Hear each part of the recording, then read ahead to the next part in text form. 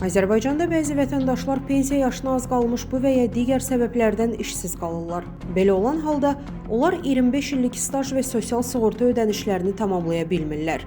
Nəticədə isə pensiya hüququndan məhrum olurlar. Qlobal İnfoza danışan sosioloq Elçin Bayramlı deyib ki, son vaxtlar xüsusən özəl şirkətlər müxtəlif və əsassız bəhanələrlə yaşlıları işdən uzaqlaşdırmağa çalışırlar. Stat. Şəxs uzun illər işləyir, pensiya yaşına az qalmış işini itirir. Belə olan halda o normal deyil, yaşa görə pensiya alır. Bunun qarşısını almaq üçün bir çox ölkələrdə konkret tələblər qoyulur. Məsələn, bəzilərində pensiya yaşına 3-5 il qalmış işçilərin vəzifəsindən azad edilməsi qadağandır. Fikrimcə, Azərbaycanda da belə yanaşma olmalıdır.